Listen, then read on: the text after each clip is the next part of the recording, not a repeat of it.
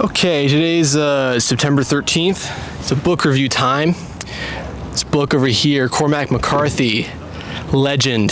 This is a little bit of a disclaimer, but you're not going to find much literary analysis here. You're just going to you're going to hear some dude's thoughts.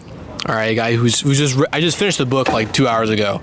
So I have some thoughts. I have some things I want to share, but you're not going to find a very cogent or even good book review. All right, if you want to do that, look up like Right Conscious or something like that. Look up Blood Meridian book review. I think I'm going to title this video just Blood Meridian. So if you're thinking you're going to find like a good book review, you should probably click away. You should probably leave. But if you are willing to stick with the madness, I got this book over here, Cormac McCarthy, Blood Meridian. It's kind of weathered, actually. I had 2 copies. Bit of a story. I gave one copy to my English teacher in high school, and I was like, you should probably read this, because he's a big fan of like Hemingway, Faulkner, all that stuff, all the classic American lit. I was like, this is a newer generation. I wonder if you can pick apart this one. This is before I actually read it, so I'm aware of it. Don't do what I did and watch YouTube video slop about books. You actually just want to pick up a book and read it. So I kind of knew everything about Blood Meridian just by watching what's that one video, the Wendigoon video. I mean, he's a really good YouTuber. I respect him a lot, but literally his whole thing is just like reading passages and just going around. It's literally just like you're reading the book, but someone's reading the book to you. But I didn't really want to do that, so I watched the first couple of 20 minutes or so, first 20 minutes, and then I just sort of clicked off. It's like, oh, it's just gonna be this the whole time. So I just realized I should probably get my another copy. Where did I get this one? Oh yeah, I got it from Barnes & Noble. The other one is that I got was at Powell's Bookstore. Shout out Powell's Bookstore in Portland, Oregon. What do I think of this book? I think actually might one of the best books I've read. Now, I don't want to get all Reddit or anything like that and be like, guys, this is peak literature. All right, you're not gonna find anything better than this, because I don't know if there's anything better than this or not. All right, I'm just a girl. I'm just a guy. All right, I don't really know a lot of things about the world, but what I do know is I really like this book. What's the book about? The book is about a good question. I don't know. It's hard to pinpoint what it's about because it's about a lot of things. So on one level, you can just recite the whole story, but every single English teacher you ever had does not want you to do that. So I don't think you want to hear that, and plus I just spoil the book. But the book isn't necessarily a spoilable book, because the book isn't necessarily about the plot, because not a lot really happens. The book's about violence. That's a big theme. The book is about man's relation to man, I guess, the human condition, all these big existential themes about life. The book is about not cowboys, they're scalp hunters, Indian scalp hunters. Indigenous American scalp hunters, but they call them Indians. They say the N-word a lot. They actually use a lot of Spanish in the book. There's a lot of Spanish. There's people just talking in Spanish, and I mean, I have a Spanish background, so I know what they're talking about. I'm just wondering if some Eastern European, some Serbian dude just picked up the book and all he knows is English. He went to university, and then he's just he studied English and he's very proficient, and then he's just reading all the Spanish passages, and then he's like como se llama, something like that, and then or llama. I think it'd be really funny if somebody who just didn't know Spanish just read a whole paragraph and it's just pure Spanish, because there's a lot of Spanish. I'll give a brief synopsis of the book. Nice. Voice crack. I can't speak today. I'm very bad at public speaking. I don't know why you have a YouTube channel. I think it's to practice my public speaking skills. There's this character, the main character, that we follow for most of the book. His name is the Kid. At first, he is known as the Child. He doesn't have a name. He's called the Kid. The narrator, or I guess the narration, describes him as the Kid. No one else calls him the Kid. They just say you, or give a second voice, or the second tense. Second, I think is what they call it. I don't know. I don't know things. I'm tired. They use the personal pronoun you a lot for this character, but he's not named. Every single other character is named. Even the main villain, the judge, has a name. His name is Judge Holden. And by the way, these people are based off of real people. So the kid joins this group called the Glanton Gang, and the Glanton Gang is a group of Indian scalp hunters, and they are employed by various people. For most of the time, it's the Mexican government out of all governments, out of all states. It's the Mexican government that employs them to do their due. And the Glanton Gang were real people. And Cormac McCarthy, when he was writing the book, he did a lot of research. He went to Texas. This takes place mostly in Texas, and all these other. He went to every single place that is mentioned in the book, and he did like his own little odyssey, doing research on what it was like in the 1840s, 1850s of America in that time, post Mexican-American War. And that's very, very important. This book takes place immediately after the Mexican-American War.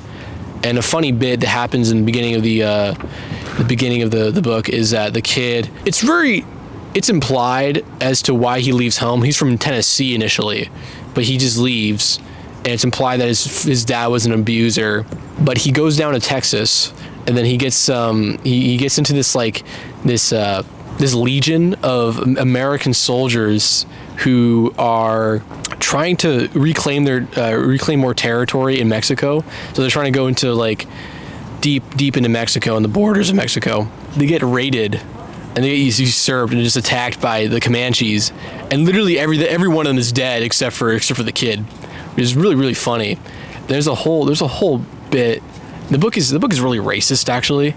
And it's not it's racist not in the sense because like the author is racist. It's more it's quite literally an anti-racist book, but it just depicts the brutality and just like the evil of bigotry like that in the book. So the kid is with this guy called Captain White.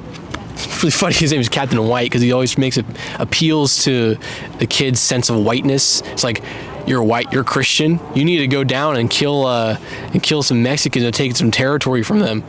And they're like acting as if like the Mexican-American War isn't over. Again, war, put a pinpoint on this. War is a very, very important theme in the book. Now, there is also the judge. He's the main villain, but he's not like some like tying a damsel in railroad tracks and twirling mustache villain. He's sort of just like the antithesis to all goodness, essentially. The judge is this. He posts a picture over here. Actually, the judge is like this bald, infant-looking, very tall man. He has a hat and a suit, and he talks in a very eloquent way. He has an understanding of biology, philosophy, the arts, and all these things. And he literally talks like honestly, he talks like he's Jordan Peterson with a lot of word salad, trying to make himself like really smart. But he actually is smart, and he has some insight into the human condition, but he endorses that insight. Whereas if you're a normal, ethical, moral person, you would see that and you're like, what the fuck? Why would you endorse this? He endorses everything negative, essentially, about the human condition, our capacity for violence and war. He says in the book, I like to think that war is God. Or maybe he just says war is God. And that's the highest virtue according to him, that war is what unites humanity together, which is a very dark topic. And it's a pretty rational point to make, I guess, because humans have done violence all throughout. There's a lot of I feel like there's a lot of Nietzsche involved in this book. Particularly is the idea of overcoming, but it's like not an interpretation that's like actually a good interpretation. It's just like him saying like, oh, to overcome man, you must do more. You gotta kill more people. It's like, okay. So there's a lot of that. How is there no plot? There is no plot because it's just these guys, this gang of people, killing people left and right, and eventually they're dead too. Shocker. I guess everyone dies. Everyone in the book, except for the judge, dies. Even the kid dies. And the kid's just a kid. there are 3 stages to the kid's life. So in the beginning, I alluded to earlier that he was called the child. And that's his time in Tennessee. Then he goes out into Texas, and that's where he's called the kid.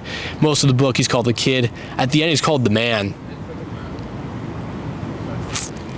The judge isn't the devil because the book does not take a Christian lens at all. The book is, in a lot of ways, actually anti-Christian.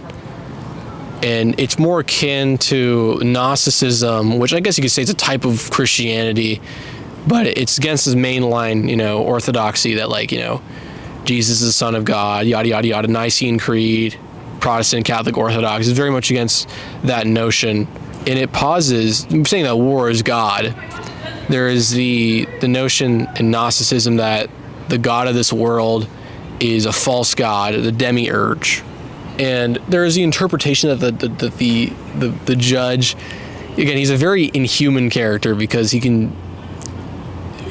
has almost this supernatural ability of intuition and just like, I don't know, like super strength. He can appear. There's a part where he literally just like parodies Paradise Lost, where the judge is making gunpowder for the gang, and that's a thing that happens in Paradise Lost, where Satan makes gunpowder for all the people in Pandemonium, the capital of hell. But again, he's not the devil because it does not play into the Christian view of the devil as being the adversary to God. Rather, the book sort of posits that God is sort of this devilish figure. That the God of this world is this evil, malevolent being that like lives off of human fear and suffering. Honestly, the judge is really similar to, if you guys are familiar with Twin Peaks, Bob, where he's just sort of this manifestation of the evil that humans do. I think it's a very important insight to make. Now, I really appreciate this straying away from the classic Christian narrative of heaven, hell, good versus evil, because yes, it's one thing to be good, but it's more of I think it's more taxing if you choose to do it rather than like, oh, it's just a natural way. The world is intended to be good, like this Augustinian notion that evil is just the deprivation of good. Rather, evil is just sort of this thing that is everywhere and sort of infects the world rather than it being a lack of something. Very interesting philosophical notion. Again, if you want more analysis of this book, you probably want to click off this video now because I'm probably going to end it here. These are just sort of my superficial thoughts. This is another series of sort of bait videos I'm making. If you saw my other videos, like the marijuana is bad for you one, or the books you shouldn't read, it's another one of those. If you're glad you enjoyed this superficial analysis of the book that I got and that I probably got from like a video essay slop, I'm glad you're here, and you should subscribe to the channel. I'm gonna be uploading some more videos also. I have the whole thing with the performative male video up. It's gonna be up. I gotta edit. I got new editing software, so I'm getting used to that because I want to be able to know how to use Adobe Premiere Pro because I got a discount on it, so it's awesome. All right, see ya.